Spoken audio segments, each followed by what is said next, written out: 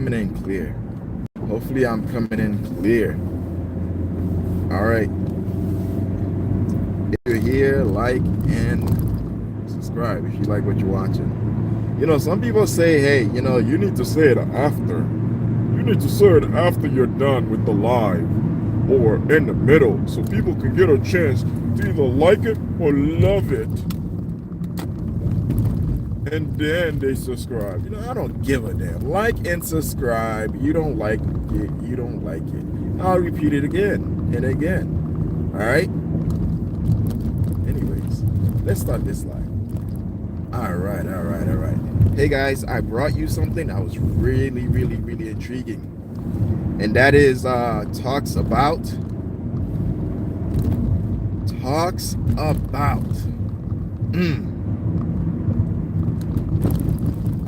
Gildan and Hangs merger. Oh my goodness. Now the reason why this merger happened is simply because one or the other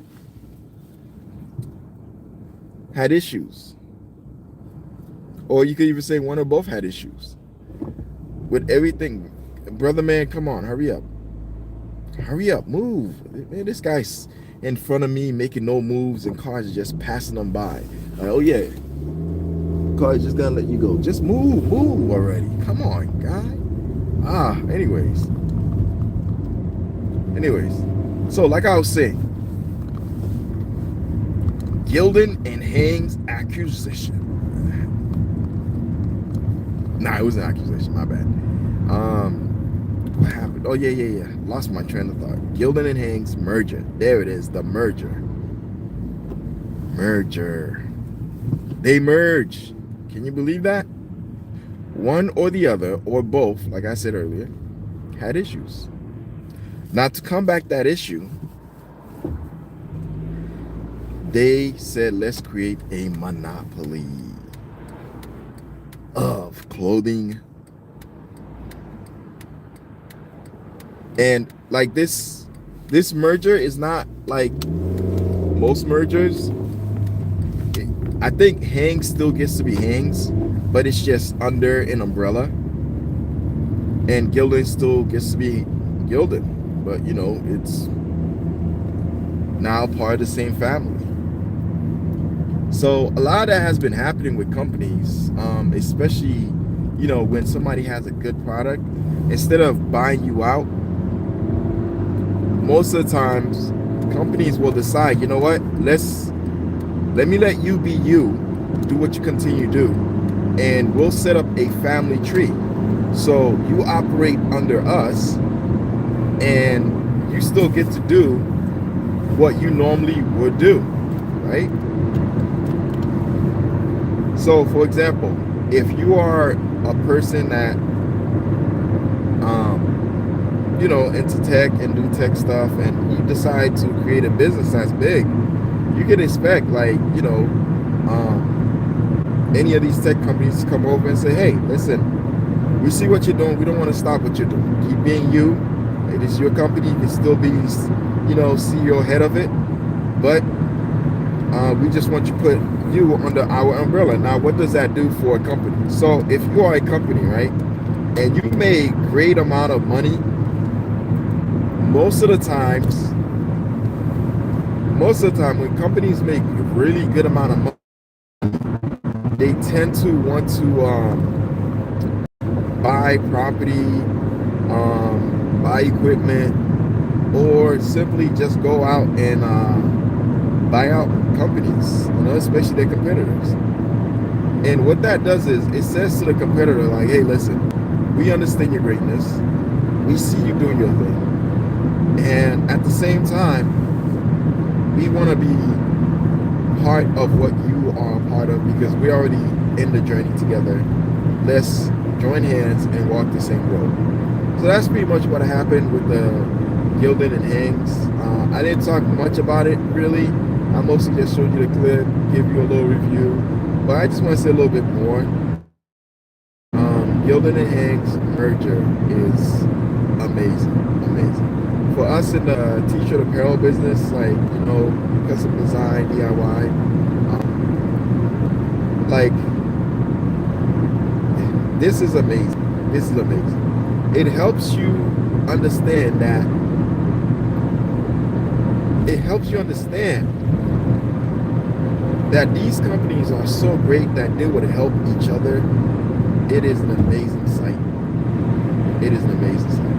Now, we get to still have things. We get to still have Gildings. And at the end of the day, they are together and they are a partner. And that is amazing. That is amazing. It was the amount that came, you know, with the whole merger was 2.2 billion. Billion with a B. Billion with a B. Dollars to buy them out. It was $2.2 billion to create this merger.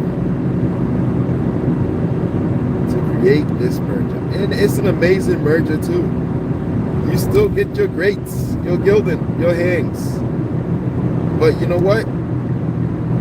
Now these companies get to combine their ideas to create probably a new type of clothing that we probably haven't even seen before. Sharing secrets, how they do things, and not be afraid of helping each other. So yeah, with all this said, like, you know, this is amazing. I'm glad this happened to them, and I'm glad the merger happened. I'm glad they joined together, they joined forces, and at the end of the day, this is only better for us. We're not losing out on a company that, you know, let's say if you still like Hangs, right? It's as if nothing ever happened. Hangs will always be Hangs. Let's say if you like Gildan, it's as if nothing ever happened. Gildan will still be Gildan. You can still shop in your favorite locations or companies and be happy. And I love nowadays how they do the merger. It's no longer like let's say company A and company B comes together and says, nope, we're gonna just call it company C, or we'll just keep company A. No, it's still company A and company B. Still company A and company B. And that's one thing I love about mergers nowadays, man. It's amazing. It's amazing. All right, so sublimation. All right, I'm gonna come clean, guys. I have not been feeling like making t-shirts. I'll tell you the truth. I have not been feeling like making t-shirts. I have not been feeling like being in the shop. But at the end of the day, Levi Apparel is mostly a media company that does t-shirts. So because of that, I get to do something else I like. I like to talk. I'm gonna talk to you, and you, and you, and you, and you. Right? At the end of the day, this channel will continue to grow, but I gotta continue to create content. And the content I want to create, listen, I really do love tutorials. I really do love making t-shirts and different designs and stuff like that, because I wear them. I love the t-shirts I make. As a matter of fact, I've had some friends that's like, hey, listen, can you make me some stuff? And I've made it for them. But at the end of the day,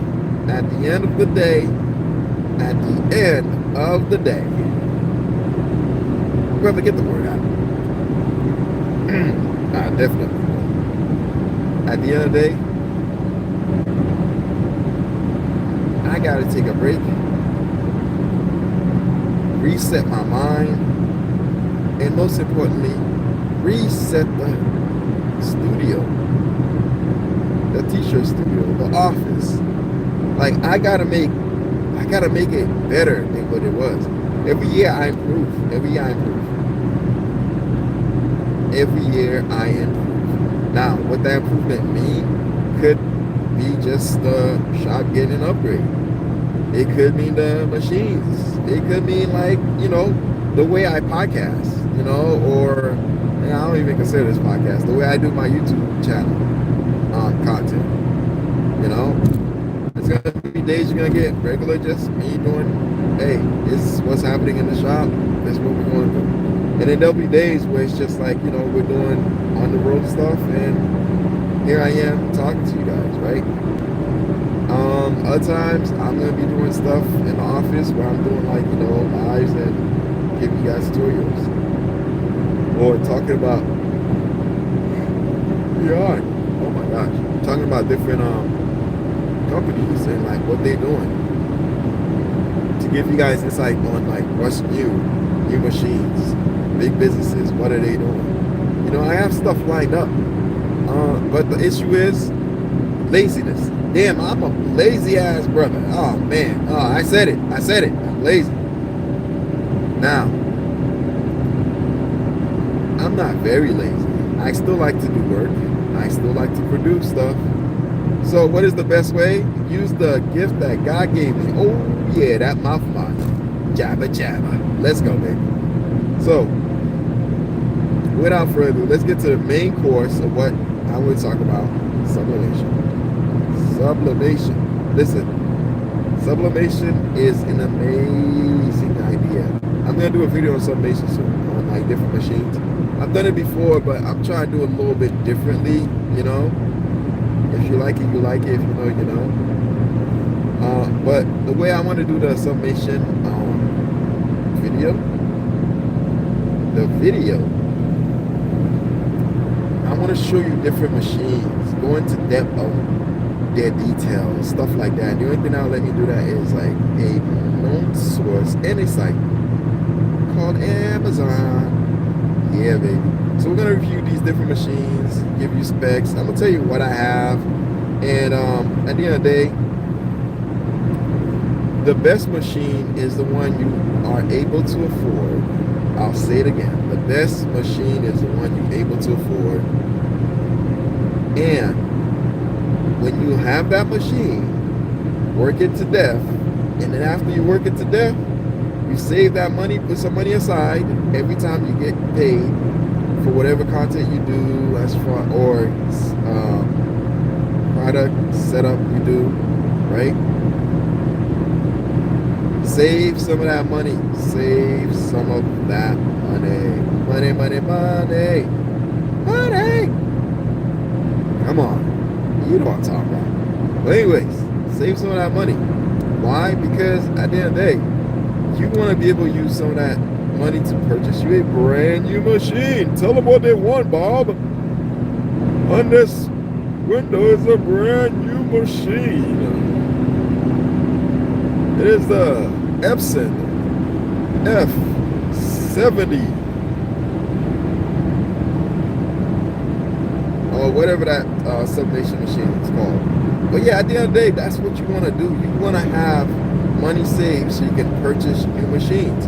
You don't want to go out and purchase a sublimation printer that's like, oh my gosh, look at that sticker price. Wow. Somebody look at this. Yeah, you don't want to go out and purchase a machine that's like out of your range, because if it's just sitting there, you're not making any money out of it, and you owe money on it because you decide to finance it or whatever. Guess what happens? Guess what happens? 100%. First of all, my name's not Sam. Alright? But what happens is this. What happens is this. You are going to lose money. You purchasing these gigantic, ginormous, bigly. It's huge. Look at it. It's huge. That's what you said. This is not that type of podcast, guys. Anyways, so buy the machine you can afford. At the end of the day, you know what's gonna happen? You know what's gonna happen? The machine you can afford is gonna work out for you because you'll be able to pay it off.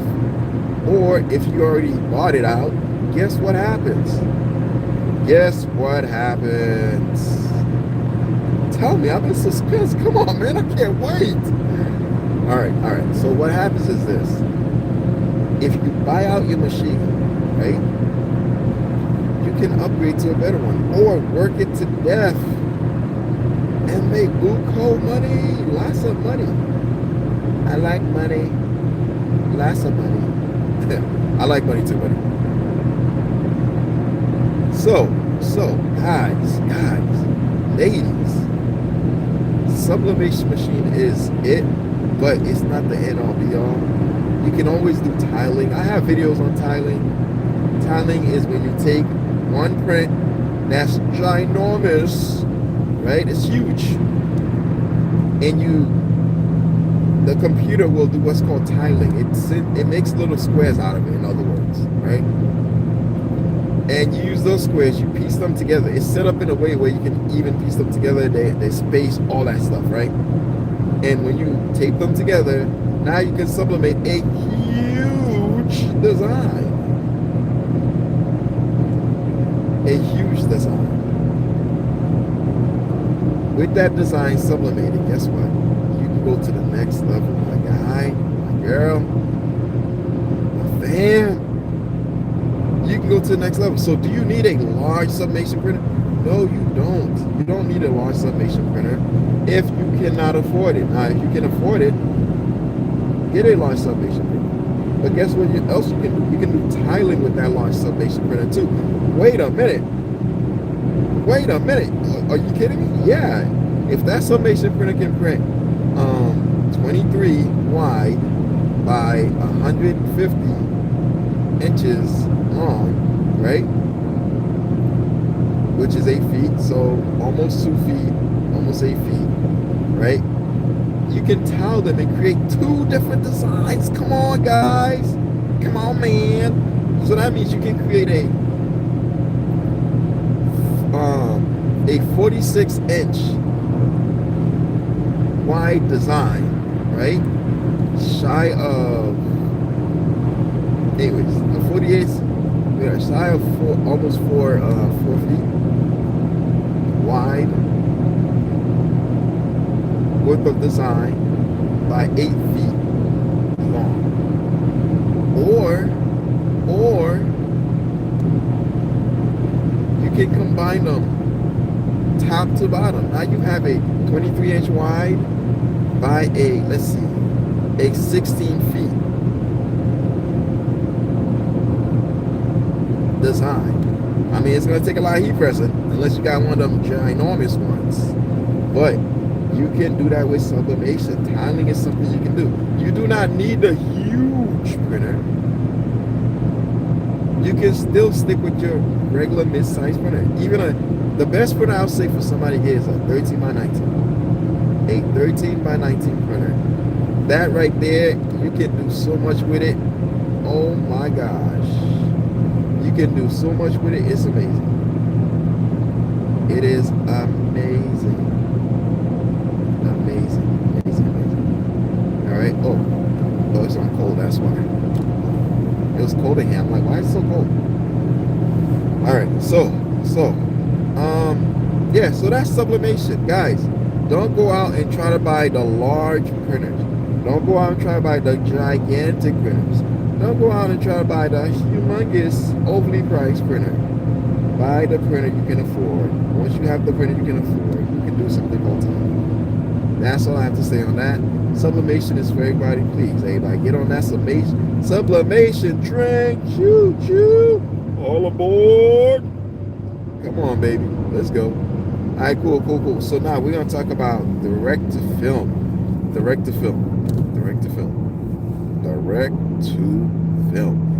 DTF, in other words.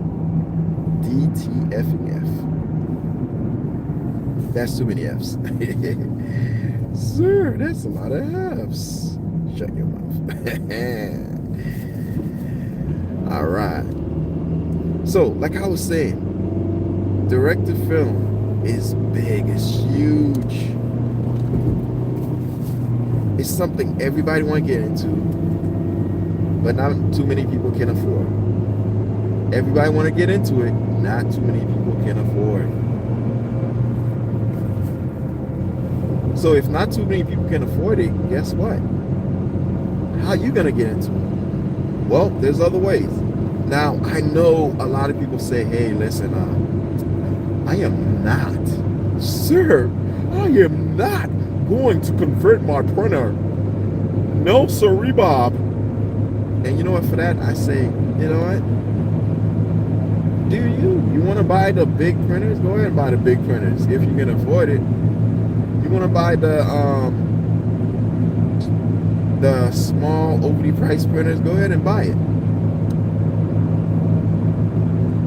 But there's another solution. There's another solution. What is that solution? That solution is this, right? You can take a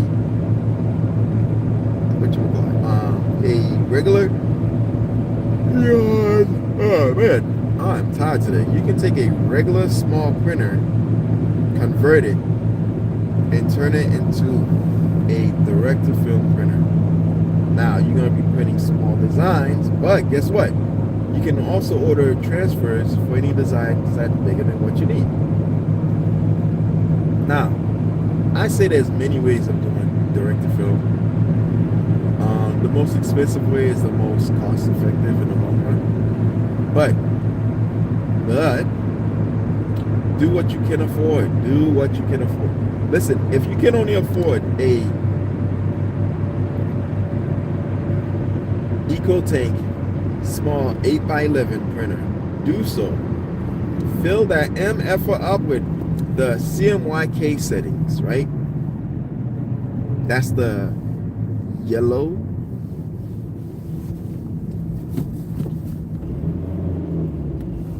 blue,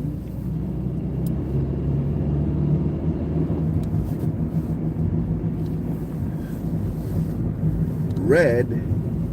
I'm not gonna let you wait for that one. Black. If you can set it up with the yellow, blue, cyan, which is red, black, which is the K, guess what? You are all set. Oh, magenta is the red, cyan is the blue. You are all set. You are all set. Come on, guys. What are we talking about here? We're talking about direct-to-film without using white. Listen, the reason why your printer's clogged is because of the white. It's not because of the regular 4 inks. It's the white. The white is the only thing that clogs your direct-to-film printer. The white is the only thing that clogs your direct-to-film printer. So you need to either work in the absence of it or set your setup right so you don't have to worry about it. All right? All right, guys. I'm gonna end it right there. Oh, if you have a epson1400, please use a 13x19 sheet, because at the end, when you, especially if you modify it, at the end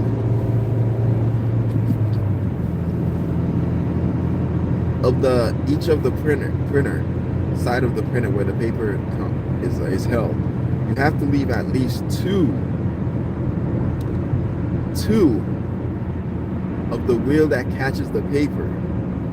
So if you're leaving two and the paper's not able to be caught because it's in the middle in between the wheels, and the wheels are not able to catch it, guess what? Your paper is gonna go all willy-nilly everywhere. So you want to have the right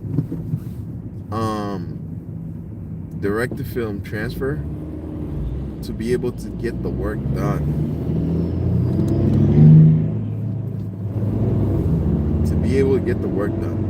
All right, so you need that. And then also, listen, guys, buy 2 more cartridges of the refillable cartridges, right? And fill each one up, right? The only thing you should not do is you fill one set of white, but don't fill the other set of white. Now, if you use an epson1400, that means you would fill up the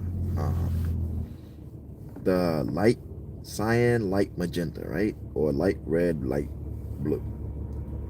Don't fill them up. Leave them empty. Well, why am I leaving them empty? You're leaving them empty because of this reason, right? So now, whenever you finish printing, what you do is this. Also buy ink solution, right, for your printer. but you're not gonna use it on the printer. Never, ever, ever squirt any type of liquid, squirt or swirl. Never squirt any type of liquid in the print head itself, where the ink would go. This is what happened because it's a liquid, right? But it's not a liquid that's like the ink. It goes everywhere, especially you're pushing it with pressure. That liquid will go everywhere. Guess where it goes to? It goes to the motherboard.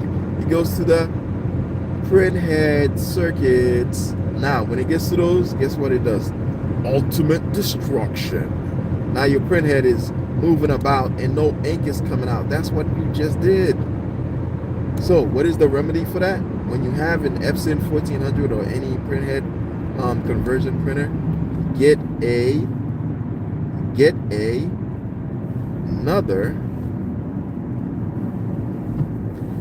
another, make sure it's empty, cartridge for the white. All right, now next you take a moist towelette, put it where the print head would go, push it down, turn off the print head, turn the printer off, and then make sure it's loose enough. You know what I mean by loose enough. Yeah, boy. Make sure it's loose enough that you can pass the head back and forth. And then now you're cleaning the print head. As you clean the print head, you're also cleaning the white, right? And then you do a print head cleaning. Guess what it does? The print head cleaning will push out the white, and anything clogged will get declogged. And since it's declogged, guess what happens? Your white will stay white. And then you do that every time. You print with the white, right? You're about to print, you load on the white, do a quick print head cleaning. All right, cool, white is in there. And then you start getting your prints going, right? Now you done with print head, you done with the work, the job. You know what you do? Remove the white. You can leave the colors in there. It's the white that always causes problem. Remove the white. Put in the empty refillables. Do another print head cleaning, right? And then you should be all set to go. All set to go. Yeah, all set to go. Yeah, baby. All set to go. All right, guys. Like and subscribe. This is Levi Apparel, bringing you some more good info. Yeah. All right. Hey, if you're here to watch, you were here to watch. If you're here to watch, buzz off. All right. I don't need you anyways. All right. Cool. Like and subscribe. I'm out. Levi Apparel. Peace. Oh, did I mention? Oh, the shop got a new item. A new item. Now you already know about the what's that thing called? The fire stove, whatever it's called. Oh, I got me a new pellet stove, so you already know about that. But the shop got something I've been waiting for a minute ago. You know what that is? That is a, dare I say it? Come on, Jimmy, say it. First of all, my name's not Jimmy, again. I got a new vacuum for the shop. Yay! Give it to me. Yay. Now, why do you need a vacuum, sir? Okay, so I do a lot of spur of the moment idea about how I want the shop to look like. So I'm cutting wood, or I'm cutting wood. And the cutting creates shaving, and those shavings end up going in the shop. Because most of the time I'm doing that. And because it's in the shop, what it does is it tends to create a situation where the shop now is, how can I say it? Filled with like sawdust and stuff, right? Wood dust. And that wood dust, it's on the floor. Like if I drop something on the floor, it catches on. I'm like, what the heck, man? I just broomed this thing. So I'm trying to use the vacuum to vacuum after I'm broomed. And then that way I can remove as much off of the floor as possible, make it as clean as possible. So that's what's going on. All right. And also, you know, I like a tidy place, so I want to have the vacuum to be able to vacuum my area of business.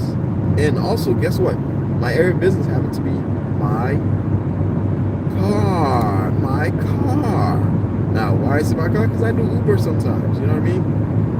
And while doing Uber, sometimes you just want to have your car clean. And I don't always want to go to like the car wash to get my car vacuumed. I want to be able to just vacuum it myself and in my own space, my own home, my own location. All right. So with that said, the best way to do it is to have a vacuum, a shop vac, and with the shop vac, like I can do a lot of things. I get into a lot of curses, and you know, yeah. So that's what's new for the shop. We got a shop vac. I'll do a video on it, show you guys, you know. But anyways, like, subscribe, Levi Apparel. I appreciate you. I appreciate myself. I appreciate my mama for having me. My daddy for helping my mama have me. And also, I want to thank the fam for tolerating me. Yeah, boy. Anyways, and everybody else in my life, I love you, man. Love you, man. All right, cool. Hey, guys, thank you for watching. Like, subscribe, share. All that good stuff. That good stuff. All right, peace.